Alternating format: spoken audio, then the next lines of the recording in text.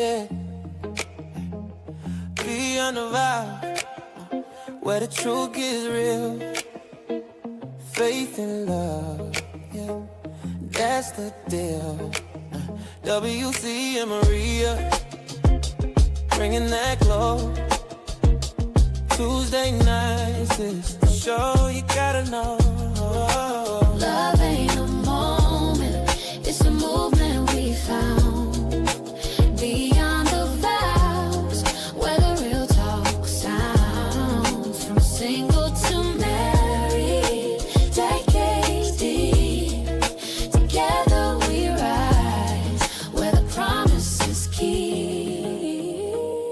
Lessons in laughter, faith in the mix. Every story a bond, every challenge a fix. SKST, Tune in, don't be late. 7 p.m. Band trip, Let's elevate. So come vibe with us. Take a seat, take a bow. We're diving deep beyond the vows.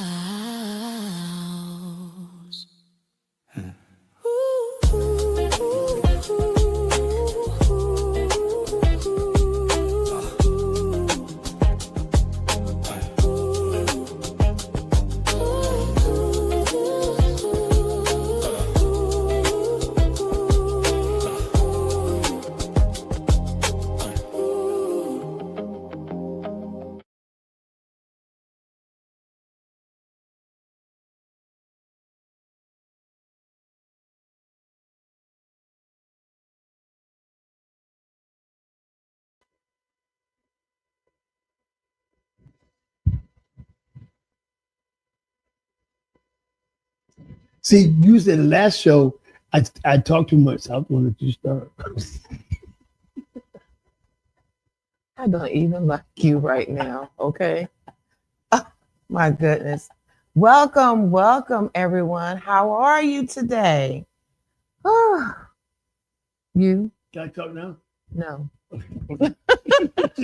No, you can't talk right now. Y'all don't know last show was just like, you just ain't give me no time to say nothing. So Because he talked too much. He talked too much. Yeah, listen. The only time he talks is when he on TV. Yeah. When he at home, on the phone. But hey, welcome to Beyond the Vows. I'm Maria. Brown. And our disclaimer is we're not experts. We're just married. So we got a great start to our series, our show. Mm-hmm. You know, it was really good. We got a chance to talk about how we met. Yeah. You know, and that was fire. I'll never forget that. You know, and as you can see, our show is sponsored tonight in part by the Dallas Cowboys. Yeah, I wish. It's football season, y'all. Guys, let me tell you something.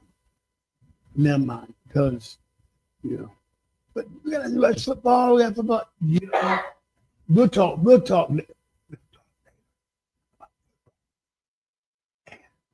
Who has command of the TV? Okay. But anyway, this is our show Beyond the Vows, and we do is take an in-depth look at what the marriage vows are, and going beyond them. Right. You know. But before we get into our conversation, we got to let you all know. You want a podcast? If you're interested, you have got to check our girl Cammie out. I'm telling you, she will hook you up. Of course, she has packages that are affordable. But if you want to be on, let me tell you where to go. www.skstradio.com. Her name is Cammie, Kami. That is her name. Call her. You want a number? 757-391-4352. She'll hook you up. Now, you know when she fusses me out, she does that. You just visit. I don't know what. Okay. Oh, and also our main sponsor is our Deaf Child Hope International. DeafChildHope.org. Sponsor a deaf child in poverty today. If you remember back during those times, they had Sally Struthers. We used to be on MASH. I know a lot of y'all not old enough to remember MASH. But they would have Save the Children. And, you know, these are children who are poor in many many of these countries. Well, imagine being poor and deaf as well. So these are our kids that we are advocating for. And you can go to deafchildhope.org and you can sponsor one of these awesome children around the world. And your financial contribution, your sponsorship will help these children to be able to learn how to sign. And you'll even get a chance to go and visit your kids in their respective countries. So deafchildhope.org and do that. And if you also want to talk to us, if you want to send us something, a notice, a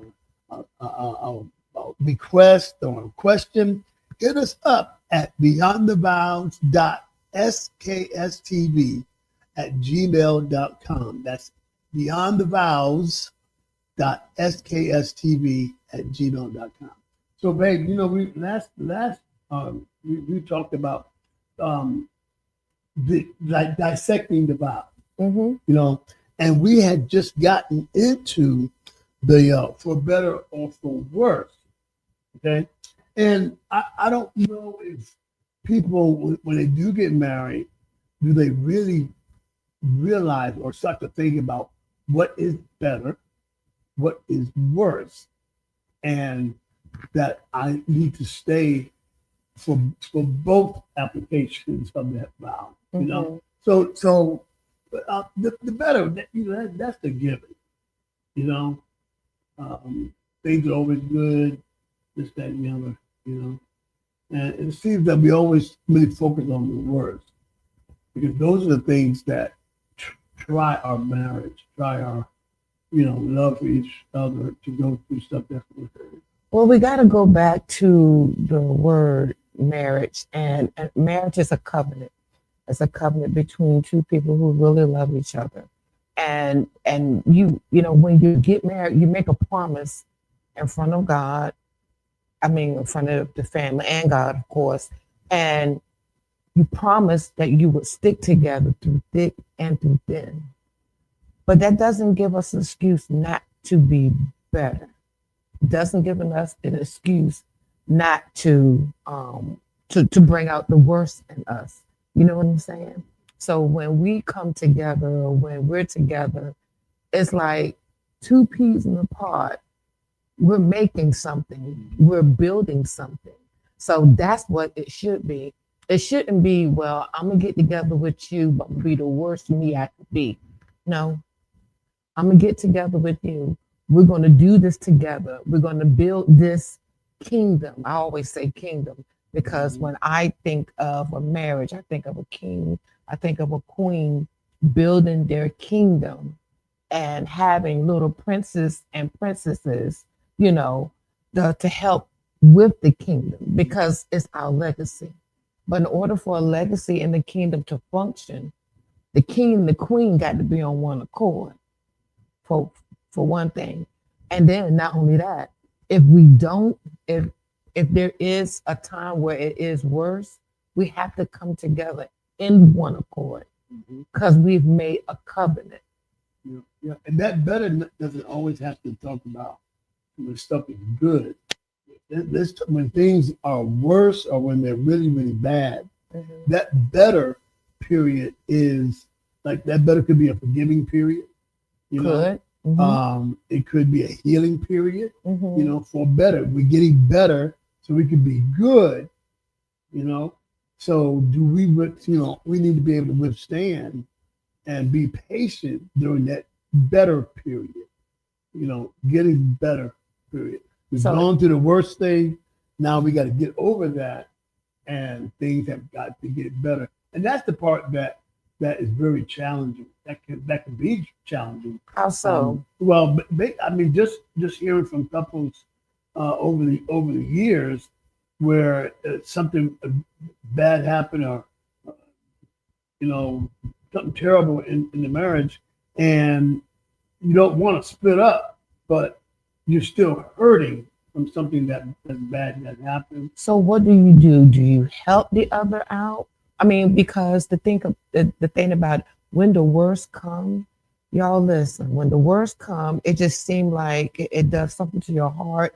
It does something to how you feel about the person, or it could just basically destroy your confidence in the marriage itself. So what do? Do you support the one that's hurt? What do? Do you encourage them, or you just let them go through by themselves? No. What are you supposed to do?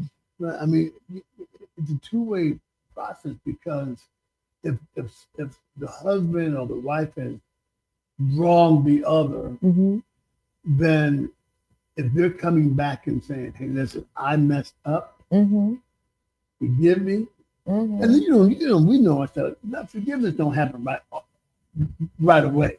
It sure don't. It could take years. But then that years, when something takes years, I believe that it begins to help separate that love, because there's no camaraderie, there's no faith, trust. There's really not any genuine love without stipulations or anything like that, So what do you do in that case? I'm not an expert. I'm just I know, but I'm just saying. But I mean, the audience wants to know. I'm sure you do. What do you do in a case like that? Because what's really important is, I always say this: when life happens, what do you do with it? You have to do something when it happens. You can't just let it sit and rest. Because if you just let it sit and rest, you'll be reminded of it every time. You got to do something about it. And then to have the person that you wronged to constantly remind you of it, too. Then you get to the point where you feel like you've never been forgiven, because it's always going to come up what I did, always going to come up how you felt, and it's like, it's sometimes if you get to the point where there really is real forgiveness, because that rising up like a storm. But honestly, I really think that in times like that, the other party needs support from the other person. And the reason why I say that is because, when we're married, because we are married, when there comes a time when there's no peace in the valley, I should say, then we have to be able to support one another, some way, form, or fashion. You got to be able to say, look, I know we're going through this, but I'm going to be here. I want to support you. Whatever it is I can do to help you to be better. Because guess what? It's like trying to take care of a injured part of you.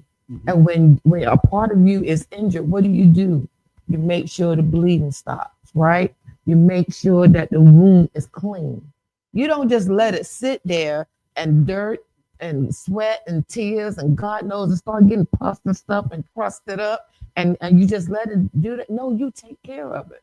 So if I'm a part of you and you're a part of me, you got to be able to support that. You got to be able to take care of the wound until it gets healed. Not saying that the person that is hurt should go all crazy and act stupid and stuff. You know what I mean? But supporting each other. Yeah, and that pain it's just like, man, when you're hurt by the person who's supposed to love you beyond love, the person that, you can tell your innermost secrets to, express, your feelings to, they hurt you. Sometimes we just feel like you have nothing else left, because your partner. Right. That's what he even talking about, like in church. Talking about church hurt. Right. Nothing worse than church hurt, but I don't think it's anything worse than spousal hurt. Yeah. And it can really. It can do some damage. We ain't gonna miss that because we've had some issues and some arguments and stuff, and I want to learn how to forgive quickly. You know what I'm saying? Because a lot of times we get our feelings, and if you have military guys out there, we don't talk, but the thing about it is, you have to call it out. Right, you do. You call it out. Look, there's a question on the board, Will. Mm-hmm. So do you just let the person get away scot-free? Well, I mean, oof. We gotta be accountable. You know what I'm saying? Because if we don't make each other accountable for what we've done, we're doomed to repeat. So repeat itself. So how do if you don't know that you're but you have to do it in love. So how do you make the other person accountable? Oh, you got to tell them, listen, this is what you did. This is how I feel. And that's something that I've learned a lot from you is what I may have thought the way you said something may not actually be the way you were putting it out. Mm-hmm. So a lot of times we're getting angry over what we think that person said, mm-hmm. or what we think how you feel, mm-hmm. and we could be totally off kilter. Mm-hmm. So that's why when something happens like that, we have to say, listen, such a day you said something and it really bothered me. Okay? And it may sound elementary, but I think, and like I say, y'all, I listen to her. She says this a lot. That there's a way to talk about it mm-hmm. without being combative. Right.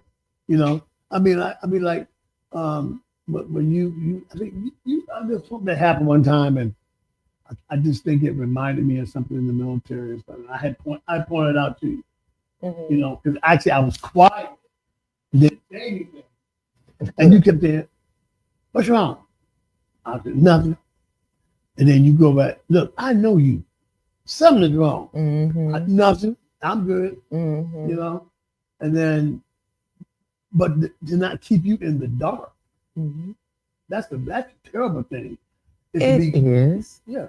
It is. So, Will, to keep a person accountable, not only do you have to communicate. That's the first thing. You got to be honest with how you feel. Now, it's the way we do it. Because I'm gonna be honest with you, ladies, I have a mouth on me. I'm not gonna lie. And sometimes the way I say things can be pretty brutal. And I have to be careful of that because I don't want to damage my husband. I don't want to do that because words hurt and you can't take those words back when you say stuff because it does damage to a person, you know, and I don't in my marriage or in our marriage, I don't want us to be combative in that kind of way. So that's something that I'm definitely learning to be better at. So not only does marriage help us to understand each other, but also makes us. And I feel like that's when God has this mirror that's set in front of you, and He makes you look at yourself. And everything that you are that ain't right, He makes you look at it and say, okay, now you got to get this right because you're married now. So you got to mature in some things. I think I said this in the other show. There's some little girl thing in me that I had still holding on to that I got to let go. Because even the Word of God said, when I was a child, I spoke as a child. I understood as a child. But when I became a man, He's talking about as a grown-up, I put away childish things. So that's what we have to do in the marriage.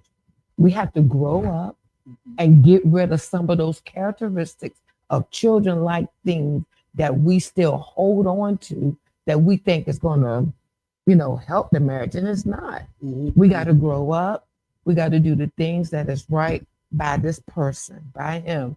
I have to do what's right by him. God's going to hold me accountable. And likewise, you have to do what's right by me, or God will hold you accountable. Right. And that takes us back to the have and to hold. Yeah. Hold me. I'm jacked up. You know what I'm saying? Hold me where I am. So I can get to where I need to be. True, but we can't stay in that stuck moment either. Right. You know what I mean? Yeah. Because I mean, think about it, y'all. When it comes to our children, when they have mates, we want them to choose people that's going to help make them better. Am I right? We want children. We don't want no man to just funnel over our girls and get them pregnant and then that's it. Leave them high and dry. We don't want that. Right, because nobody comes into any marriage perfect. No. You know, you take a little bit of me, I take a little bit of you, you know, and then you got, you know how they talk about synergy, and then putting it all together. Mm-hmm. And that's what it says. When we get married, we become one. Right. You know? We are one, but we still have equal individual minds. But those minds always have to, or should always come together so that we can continue to move forward. Mm-hmm. You know, and that's why I think, I know you, even after 13 years, I'm still learning something about you. You know, case in point, you asked me, you know, what we did that game, and you guys got to get card decks. Card deck is a great game. You can explore your spouse, because you will find out that you just do not know what you thought you knew. Oh, no, it's not really that. Yeah, it is. No, I thought your favorite color was. No, I it's thought not. your favorite Listen, was somebody, and I was just all wrong. But you're not wrong too. I did. I'm not gonna lie. But listen, you know, when you first get married, you know all this about each other, right? Huh? Yeah, you know all this about each other. You What they didn't, like. I didn't know you snored when we Well, got I'm not together. talking about snoring. That's not what I'm Okay. talking about. All right. I'm just talking about other things Like like color. You know what you like to eat. You know what y'all like to do together. Wait a minute now. A lot of times we will do stuff just so we can please others. We may not particularly like it. Oh, that's going on now, right now. Lord Jesus, that's going on now. But anyway, but what I was saying, Will, is that we have those things at the beginning, and then as we grow, we change. But isn't it more physical? I mean, because No. you was fine. Not Was. What, no, you. I mean, when I met you, I'm talking about back then. You can't take that back after you said was. No, what I'm saying. Everybody at that heard point, you. No, I'm talking about we're in the present now, but I'm saying back then, to me, you were fine. You was like the baker told the donut. You look delicious, you know. And I was like, so doesn't that play maybe 80% of people get together? What are you talking about? You know, we know about all of each other. You know, the only thing at that point you're so in love, you don't care what some of the stuff they may do. Oh, you Lord. just know you want that person with you. I don't know about that. I did care. We just didn't see that part. All you was looking at other stuff. Yes, I was. God, Jesus. Yes. But anyway, I had them big bifocals on my glasses. I didn't want to miss nothing. oh God, help him, Lord Jesus. But I just feel like I'm just being honest with you. I think a big percentage of people that get together is the physical part. Mm-hmm. You know, no man wants to get, at least I know for me, don't want to be with somebody that you don't want to see first thing in the morning. You know? Yeah, they are. Yeah, Men are visual, but just listen. like makeup. Now, I mean, some folks gonna be mad at me what I said, but there's some women in the world that just have to have makeup. True, you know? true that. But you're so naturally beautiful, and I'll say that. But I'm, you know, and I mean, I know one guy said, "Man, I'll wait for the morning, boy." He said, "If it weren't for the fact that she could cook, then she made good money." So it's a give and take. Okay, so each to his own. Each Okay, to his own, yeah, everybody each to his don't own. have that same. Yeah. They don't think every man don't think like you. Right. And every woman do not Right. think. Well, you like, were fine. like me. You were fine. You were smart. You were intelligent. I mean, you had the total package. You know, Well, thank which you. was Will. good. which was good for me. You know what I'm saying? Thank you. And I saw some things in you that I knew could help me to be better. Really? Especially being in former marriages. You know what I'm saying? And getting to the point where, you know, at the over age of 50 and doing it for the last time. I'm like, I'm not doing this again. And you know what? And that takes me back to, I think, the question that was asked to us at the last one about how we met.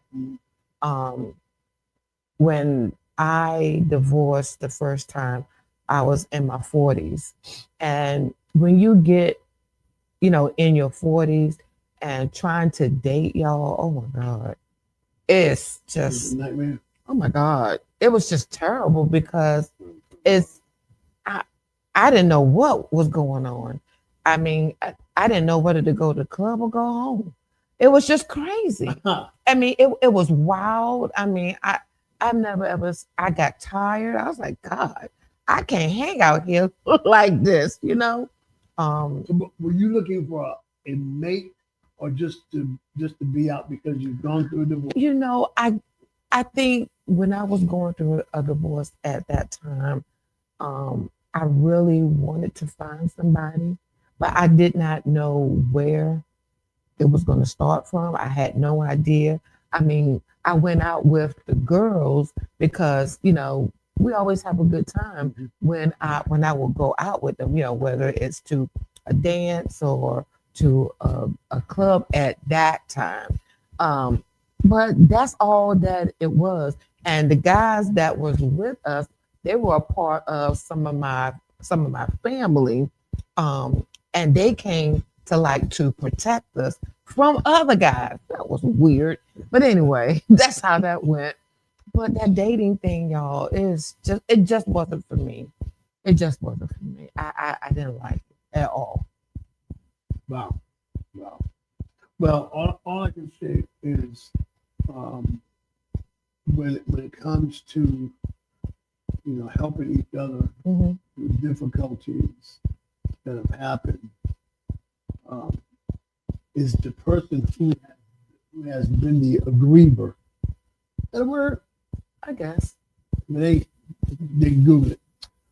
When you're full of remorse, you know, then there's got to be an air of compassion that, you know, I see that they're really trying. Yeah. And that's where the other person can really help to build it up.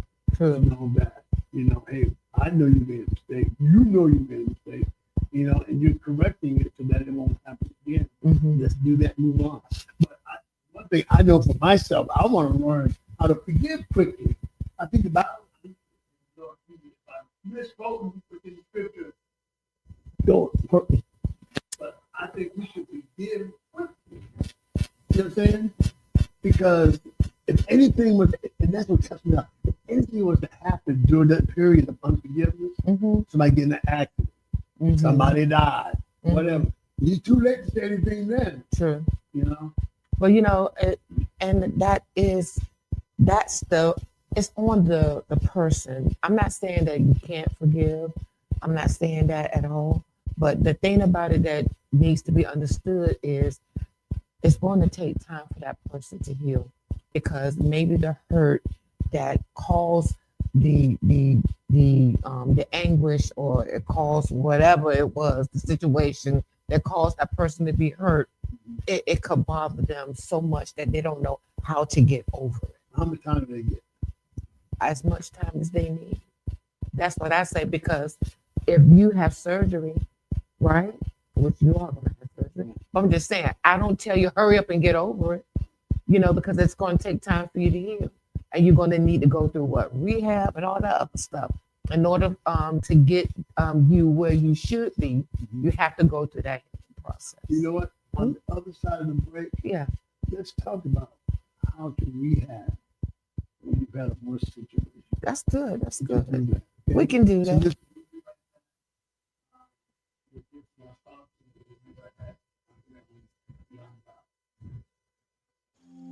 Patrick Otema is 15 years old. He was born deaf, but in this remote region of northern Uganda, there are no schools for deaf children. In his whole life, Patrick's never had a conversation. Hello. Good? His father, Charles, looks after him. They are only able to communicate through very basic gestures. Cái lộc mà đó mà bắt cha lộc cái doga kita kuat lộc này, penyang, itu aramo tim mungkin main ini, nyara wajano ko kuan kuer cer porno aporo. We've been sitting here talking about Patrick in front of him, and while he's been watching us, he doesn't understand what we're saying. It feels almost rude. But this is what Patrick's life is like all the time. I'm here with someone who wants to change all that. Raymond Okello is deaf himself and a sign language teacher.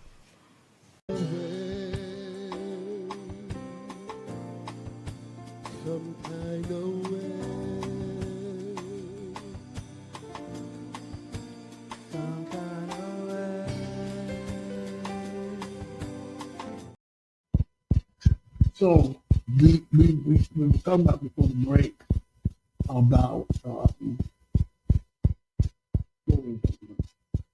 It was talking about how we're going to talk about healing. oh yeah, the healing, right. I'm sorry, every now and then I get all the time. Oh my God. Yeah, the process of healing.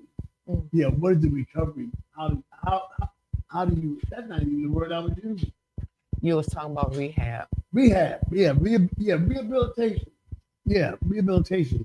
So when something has been broken, Mm-hmm. what should the rehabilitation process? Do you just jump right back into being lovey-dovey, or is it done gradually? How do you think it should be? Well, when things happen in the marriage and it causes some issues or some disappointments or whatever the case or hurt, what you need to do is to first recognize that it was the hurt, whatever it was that bothered you, whatever it was that caused you to feel some kind of way, then we need to deal with that. Of course, apologize.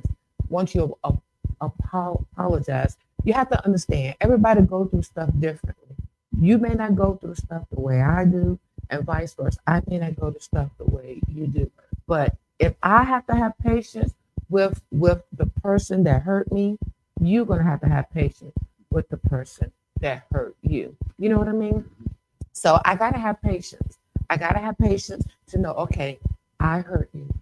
And because I hurt you, I have to give you time to heal, because what I did to you devastated you. And because it devastated you, I gotta allow you to have that kind of time to heal. But in the healing process, I still have to do my part as a wife to still do my duties at home, still make sure that the kids are taken care of, make sure that you're still taken care of, still love you and care for you, and all of that other stuff. Yeah, That still has to come. And then there may be moments where you're sad. There may be moments where it's like, oh my God, I'm so devastated. I should be able to know you well enough is that I know that there's something going on. I want to be here for you. What can I do? Because that shows not only remorse, but it also shows that that person cares enough so much about my feelings that they're going to support me. And that's what we need. So here is the question for our audience. Okay. And please don't forget, Beyond the Vows at skstv@gmail.com. You just had a terrible argument with your spouse. And it's 9:00 at night. Oh God, here we go. And you're already in the bed. And she comes to bed looking like a tall glass of Kool-Aid, looking all delicious and stuff. What do? Do you stay mad or you take advantage of that Kool-Aid? That's what I'm talking about, that rehab period. Is it bit, because the Bible talks about don't deny, each other. Mhm. So if you may be real mad and I'm laying there just angry instead of you saying, okay, I want something. Am I supposed to deny you or just Knowing you, you're not denying that at all. At all. At all. At all. At all. That is something that you're not going to deny. I've seen some TikTok videos where it says, still taking care of her, even though you're mad as hell. Mhm. And it shows that like he goes they just sitting in the bed, just sitting up beside the bed, just mad, and he gets up and goes in the room, get some drink, and then looks at her and says, "He drinks it." Then he goes in and he gets something to eat, and she goes, business as usual, Mhm. So, like I said, guys, I mean, and I'm only talking from what I still need to learn. Okay, 'cause like I said, we're not experts. You know what I'm saying? And learning to forgive and forgive quickly can be a real healing for you both. Well, the thing about it is beyond the vows, is working together, is accomplishing something. When you are hurt, okay, let's deal with the hurt, and then let's get down to business. Because at the end of the day, we still got to go back to us. Okay, we still have to go back to us. And one of my coworkers got married, and I was telling her today, I was like, the most important thing I need you to understand is that there are going to be parts of you that has to be very vulnerable. There are going to be parts of you that you're going to have to sacrifice. I said, it may not be easy. I said, it may be hard, but you know what? You can do it, and you can work at it. And even in all of the things that a marriage is going to take you through, just remember to work together with your partner. It's a give, it's a take. Sometimes you're going to give more and I'm going to give less, vice versa. Sometimes I'm going to give more and you're going to give less. But the thing about it is that we come together and that we work this thing out no matter what, because I made a covenant to you. I made a covenant with God that through thick and through thin, that I was going to be here, that I was going to make this happen. I was going to do this, but I got to live up to that. Some people just take the easy way out. You know what I think, Jack? What? I think, what about role play before you get married? Role play? What do you mean? Role play. I'm saying role play. Role play the best scenario, the worst scenario, and see how you both will deal with it. And then if it works out well, then yeah, we get married. But if it works out, don't work out well enough, then you need to think about it. How are you going to role play, Will? You just give them a scenario. Hey, listen. But you know what I started doing that now? Is those shows. You always watch wine, dates. Love is blind. Love is blind. Mm-hmm. People get never seen each other, Right. but they learn so much about each other. Right behind that shield. Yeah, and how can we do that? How can you do what? How can we do that? How can we? Not the blind. I mean, I'm can thinking about learn a the lot. blind leading the blind. Well, you can learn a lot from a person if you're communicating.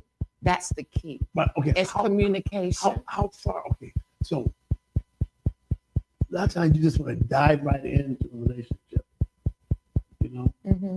I just think that courting period to me is not going out to dinner and giving flowers and stuff like that. I think that courting period should be learning about one another Mm-hmm. intimately, Mm-hmm. and some people may not be ready to be vulnerable, until they can say, this is somebody I think I can live with the rest of my life, and then they can open it up, Mm-hmm.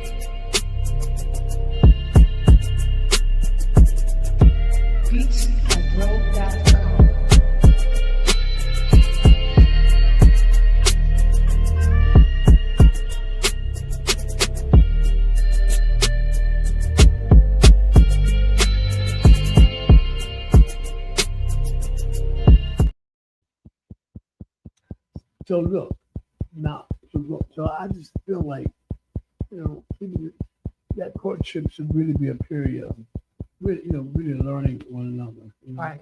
But here is one of the most crucial parts of our vow, Okay. which is to love and to cherish. Okay. I mean, love is huge, Mm-hmm.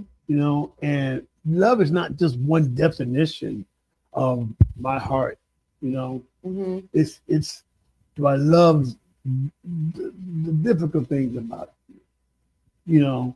Do I love the aggravating parts about so I'm telling you something. What's that song said? Love so many people use your name in vain. Mm-hmm. I mean, talk about love.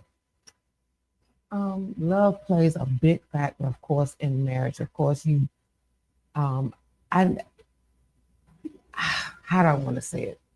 I don't want to just love you. I want to be in love. I like that. Yeah, like that. I don't, to me, being in love, because of the bond, or it brings about a bond that is unbreakable. So I want to be in love. I don't want to just love you because I can love anybody. You know what I'm saying? For real, I can love anybody. But to be in love is another thing. And I want to be in love with the person that I am making this covenant with. I want to be in love with the person. I don't want to not be in love, because when you're not in love, you don't have a bond. Now, that's just my opinion. There's no bond when you're not in love. Right, and love is the sacrifice. It is. And the reason why it's a sacrifice is because you're giving up something highly personal, highly important to you for the sake of love. What are you giving up? Huh? What are you giving up? Oh, you're giving up things that things that you may love to do yourself. Like for instance, you're not as into football like I am. Oh my God, here we go. Okay, Mm-hmm. and I love sports, Right. but because you know that I love sports and you know how it makes me feel, Mm-hmm. the sacrifice for you is I'm going to sit through this with him. I'm going to ask some questions just to let him know that I'm interested in what he's interested in. Mm-hmm. Same thing with the male, with the husband. There may be things that we don't understand, but you know what? My wife loves it, so I'm going with it. Really? So what's some things that you See, do? I knew it. I knew it. Know. I knew it. I knew that was good. I can never just discuss You brought something it up, without sir. You brought it up all the time. You brought it up. You brought it up. You gave an example, which was great. And yep, I do that. Now, Yeah. what do you do? I would just give an example for the audience. give an example about what you do when it comes to meat for the audience. Well, after this commercial break, Oh my God. You are terrible, Will. You are terrible. but you're giving up something of great value. I'm only saying what I saw on Google. I didn't come up with this. But no, but yeah, it is a sacrifice. It is a sacrifice because you're having to merge with the other person, things that they love, and finding a space for that in the things that the person loves. You know what I'm saying? That's the sacrifice. Because you can't be in a marriage and be selfish. Period. It's give and take because you come from two different entirely lifestyles. Whether even if you were born in the same, like I was born in 1959 in Portsmouth General Hospital. You were born in 1970. Portsmouth General Hospital. We were born in the same hospital, 11, 12 years apart. You know what I'm saying? But that does not mean we grew up the same way. But it's still, and I digress. It's still phenomenal that you and I were born in the same hospital. and that's, and those are things that when there are difficult times, it's little bitty things that you can remember that make it all worth it. That's why it's so important that you have those moments. I think in the song, it's talking about love is not a moment, it's a movement or something like that. In the song, in our intro song, and it made me really think about that. The moments that we share, the moments that we have. God knows we having those things. It does bring us closer. Oh yeah. And it makes us go. That moment brings on a movement. A change of action. You know what I'm saying in our marriage. So going beyond the vows, Will, is more to just being married. It's just more than just, oh, I love this person, but it's being in love. And there's some things that you are going to have to take on. Some things you got to give, some things you got to take away. You got to grow up. I got to grow up. We have to mature, because I don't know about you all. I got married, my first marriage, I got married pretty young. And I didn't know what marriage was about. Right.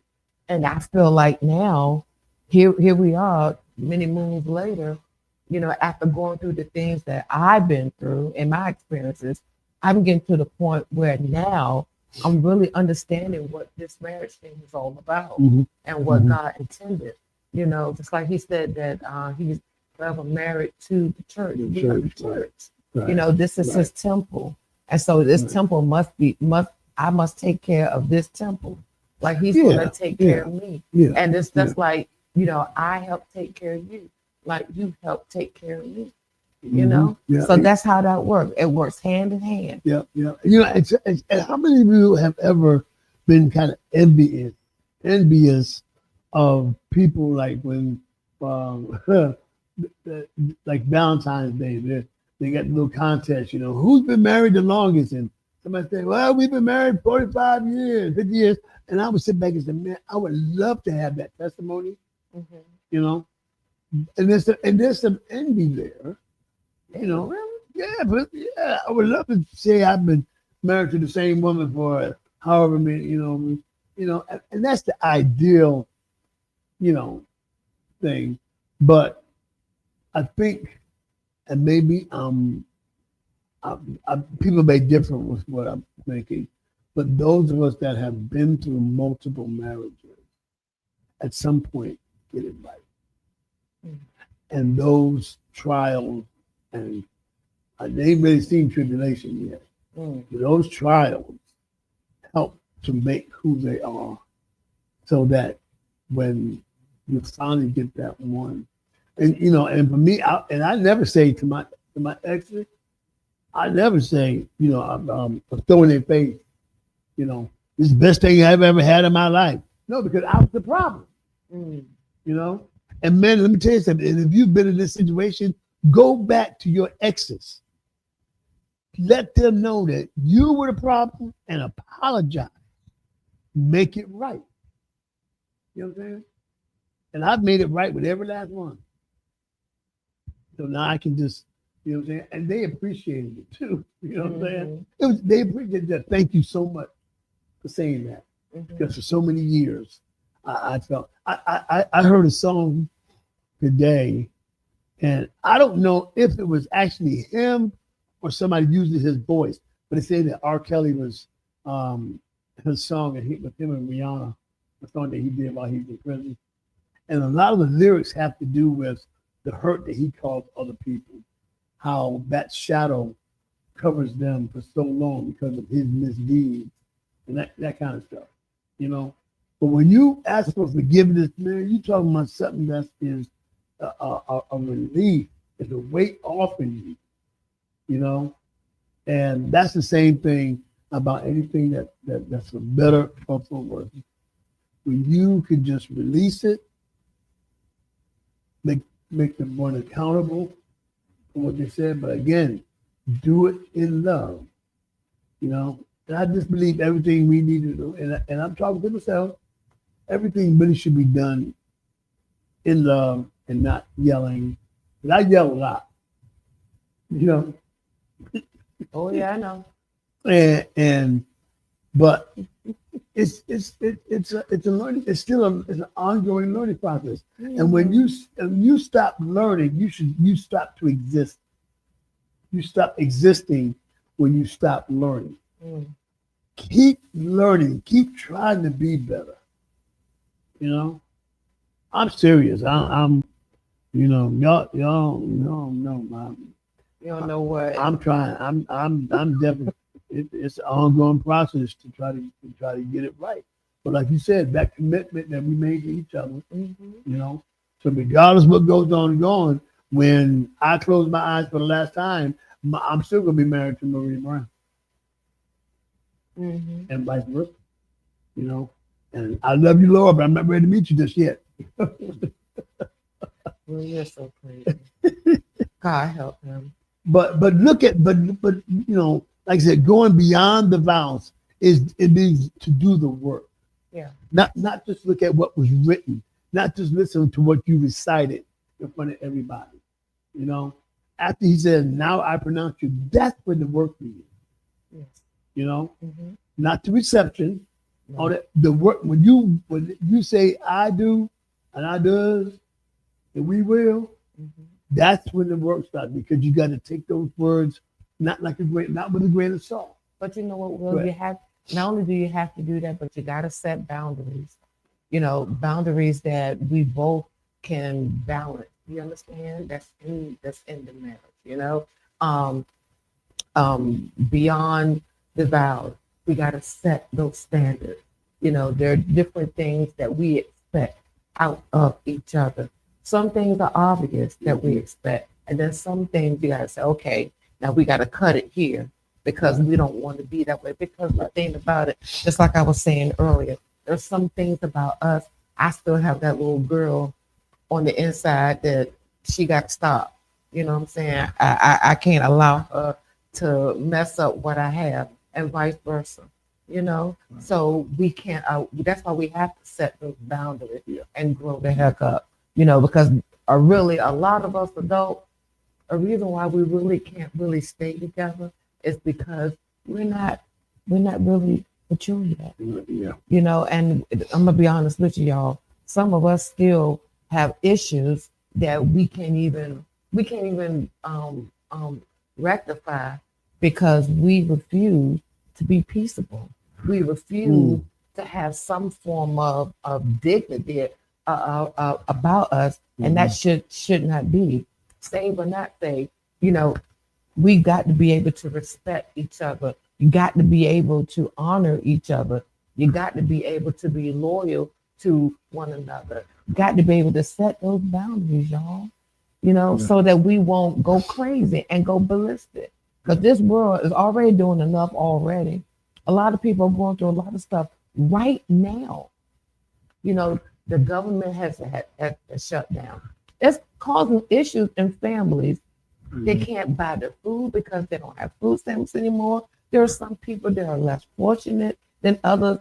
Desperate times, people are going to get crazy and start doing some crazy stuff. That's why we got to pull together, So this is what's going on now. What do we do? Sometimes we got to bring our families in. Some of our families, sometimes we got to get all in the same house, Lord Jesus, in the same house together. Sometimes that's what we have to do, because of the times that we're in. And this is about showing love, Will. And it's still going beyond our vows. Because guess what? And beyond our vows, it's going to take us in other places that we can bestow love. And sometimes we have to lay that love on somebody else so that they can feel that. You know what I mean? Just like it is when we got to build our kingdom. We got to leave a legacy. That's what we got to do. Yeah. Well, and as we go through the weeks and these shows, the things that we want to, we're bringing you raw, because these are things that we've experienced, that we still work on, daily, but one of the shows coming up, we're going to talk about finances. Yeah. Because that's a lot of times can be a make or break thing. Oh, definitely. Because I mean, like if I got bills due and money's not coming in, I am totally saturated. That's all my mind is on. 24/7, 24/7. She may say it's gonna work out, but I'm thinking, well, you saying that, but ain't nothing changed. So and then we can talk about like who's better at finance. But that's for another show. We already know what time that is. Oh. So, like I said, this going back to the love and the cherish, it just, you got to cherish every moment. Every moment. And this may sound awkward, but you got to cherish some of the things that weren't that great. Because if it's a learning process, if it's something that happened that's going to help you to be better, you know what? I remember when we went through such. I thank God for that time because it showed us how we can be better. It showed us where we need to go. It showed us how we should connect more with each other and come together as one and not get in that situation again. But we have to have conversations about that. You have to communicate that. And when you communicate that, like I said, when you fall in love with somebody, you have that bond, it's unbreakable. Oh, yeah. Yeah, it is. Unbreakable. It is. And this is, like I said, it's a journey. And put your seatbelt on. Yep. Because, it's going to be a bumpy ride. Yeah. It's just like going down the road. You're going to see stop signs. You're going to see yield signs. You're going to see hazard. And that's the thing where and potholes and potholes, speed signs. You can't go this fast. Slow it down. Warning light. That's how life is. That's how marriage is, and that's the thing about when one marriage. And I heard Steve Harvey talk about this. When you're driving, that mirror, that windshield is so big. Am I right? The windshield is so big, but that rear view mirror is really small, so you can just kind of look back, but it won't be big. Listen, we want to thank you again for joining us here at Beyond the Vows. Email us at beyondthevowls@skstv@gmail.com. Don't forget, go to deafchildhope.org and sponsor a child today. Okay, they would really appreciate it, and it would make you feel really good. So until next time, I'm WC. I'm Maria. And this is Beyond the Vows, and we'll see you soon.